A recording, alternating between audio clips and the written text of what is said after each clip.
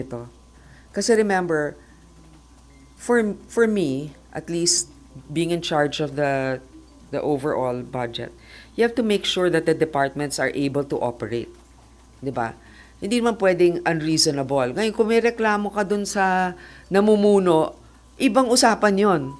'Di ba? Wala yan sa budget. Ay, kung ayaw mo yung namumuno ng isang ahensya, ikakat mo lahat, paano naman yung ibang plantilla doon, 'di ba?